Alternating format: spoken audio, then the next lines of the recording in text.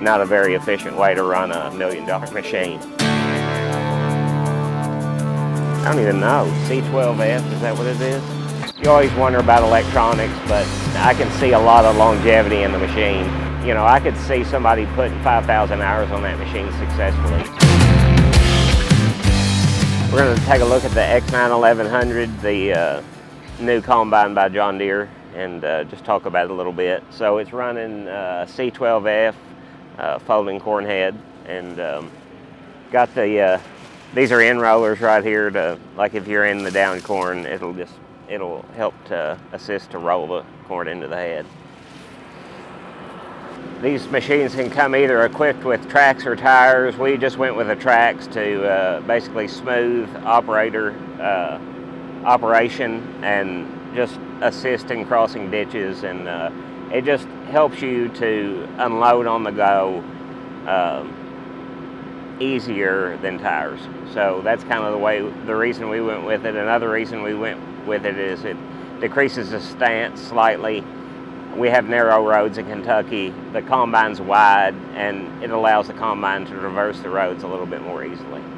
One of the best features I've found about this combine is its grain tank. I think it holds somewhere around 490 bushels. So 2 grain tank loads fill a semi, and I think it's helped us increase efficiency because we can dump 1 load on the grain cart. When he comes around the second time to take my second bin, we have a full semi load. He can take the load directly to the semi, and the semi can take off.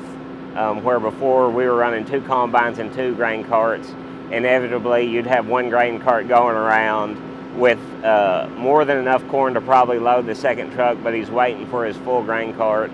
So you have a semi waiting for 10,000 pounds, and he's not getting it.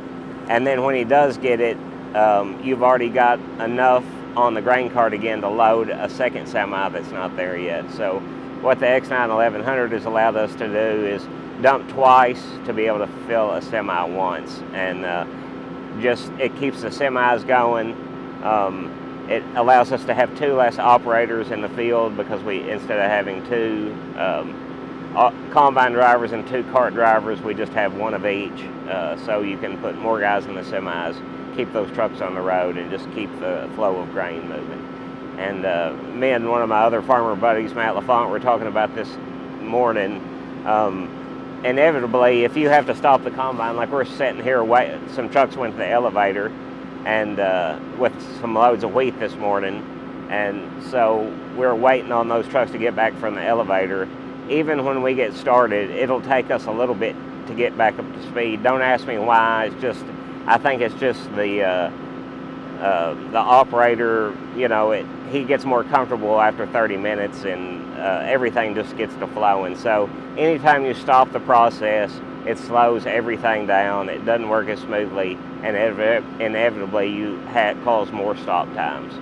So you're just trying to get the grain to leave the field efficiently and not have as little of idle time as possible. And to run a machine like this, you need to have it run efficiently. It doesn't need to be sitting here like we are now, waiting, burning fuel and engine time. That's not a very efficient way to run a $1 million machine.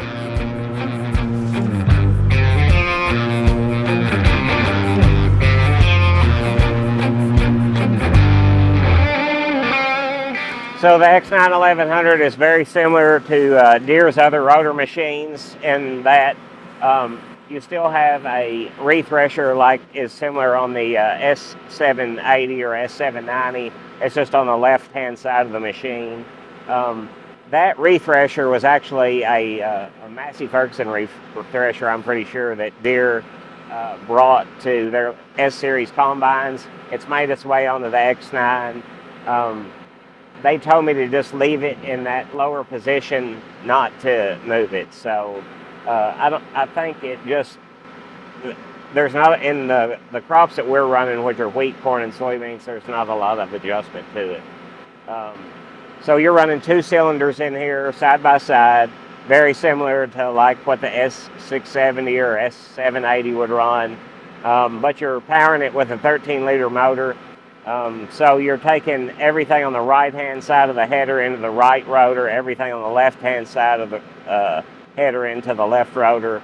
They're simultaneously running it through into the screens at the back, and you have a very vastly bigger cleaning system behind the rotors in this combine versus the S series, and that is allowing that, coupled with the 13-liter motor, 650 horsepower, allows you to clean the grain at a higher speed and produce a higher grain quality than you could previously. So people ask me, what's the capacity of this machine? Is it like what John Deere boasts at 7,000 bushels an hour? Possibly with a 16-row head and really good corn, you could get that kind of capacity, but more what I've seen out of a 12-row is a little bit over 4,000 bushels an hour is about what we can do. I've had it as high as 5,300 in a field or two, but that's really high-yielding corn in perfectly square headlands, and you don't get a lot of that in Kentucky. You know, we have good corn, but not just fantastic corn in every field, and none of our headlands are square. You can ask Clayton, where you have a lot of topography. We don't have any straight headlands, and so it's a challenge to get it much higher than 4,000 bushels an hour. That being said, that's very similar production as to what we could get out of our two S670s with two operators. So replacing two with one, that was one of our goals with this machine. We hoped we could do it. We wouldn't have to add another machine to the fleet sometime during the course of the season, and it looks like it's going to do that. So far, it's been a good investment for us. We just can't have downtime.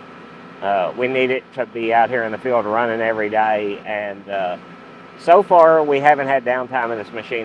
Knock on wood, I haven't had any breakdowns. It's ran trouble-free. So anytime we've needed it, it's been in the field running. So that's what we hope that it runs and it's not sitting here broke down, because like just trying to push one machine over the amount of acres it's got to go over is testing its ability.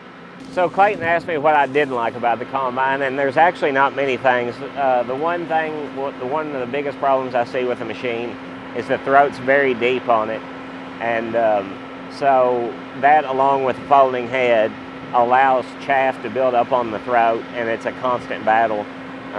In really tall corn, I'm having to kick the throat off every 30 minutes. There's probably a solution to that I don't have currently available in the aftermarket world, but I would like to see them address that somehow with like a fan that blows out from underneath or something. Just allows that chaff to stay clear and not have to get out of the cab every few rounds and kick the fodder down. Yeah, the ladder on the machine is a little bit unhandy. As you can see, it hangs really close to the ground, and it has a button that you push, and you can raise it up manually. If, ideally you'd like to see a hydraulic cylinder on that ladder where if you shut the door, the ladder raises. Very minor things. I mean, the machine you can tell it's very well thought out. It's super heavy duty. I can see why custom harvesters love this machine, because when you're used to looking at all the 6 series stuff, everything on the X9 is industrial size.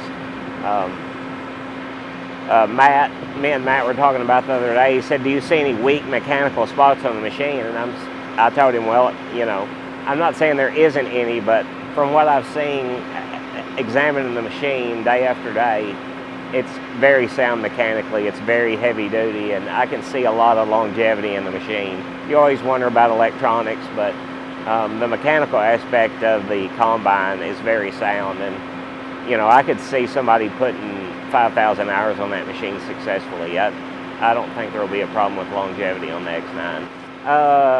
The fuel, I think we're burning 8 less gallons. I can't remember. I think it's 8 less gallons per hour versus the S670s. So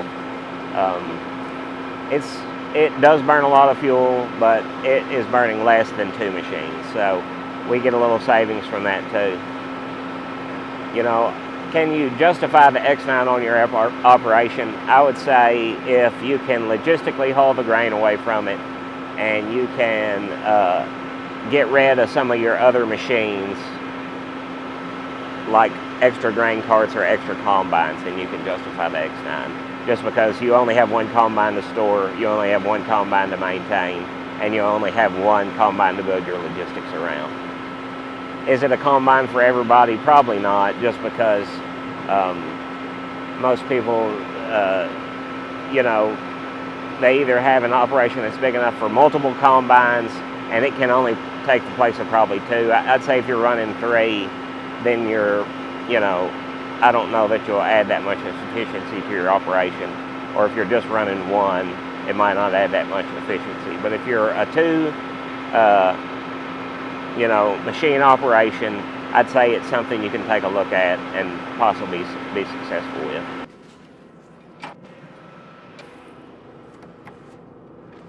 Okay, so at first this joystick, how it's got a really deep neutral position, was a bother to me, and my dad still doesn't like it.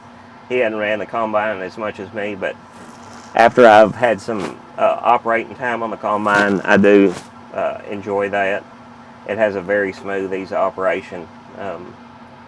The controls are very simple and very user friendly. I think they improved user friendliness. They like all your fold up settings are one button, and then you can access them all from one page. It makes road transport fast, and I think that's just having the folding heads has saved us quite a bit of time. And a lot of times we would have to pull up on approaches and try to load the head off the road, and anybody that's jumped into a folding head, I think they see that right off the bat, how that probably saves you 30 to 40 minutes of unhook and hook time between fields, and times times during the day when you need to be harvesting. That has you in the field harvesting and not sitting there unloading your header off the trailer. So we've seen some efficiency in that. And what else you want to talk about? Comfortable? Yeah, the combine is fairly comfortable. It's not as, this doesn't have the Premier cab like the RX we have at the shop has, so it sans the leather seat. This is just the cloth seat, but it's a decently comfortable seat. You've got the onboard refrigerator, like in all the R series tractors, and it's got quite a bit of arm space on your right hand side, and quite a bit of overhead space. Like, my head's not close to it like Clayton is over there, but even for him it's pretty comfortable. He's not bumping his head on it or anything. So lots of space in the cab. The air conditioner works really good. That's a plus in the Kentucky summer. And we've been very well pleased with the X9 up to this point. People have asked me, how fast can you run with the X9?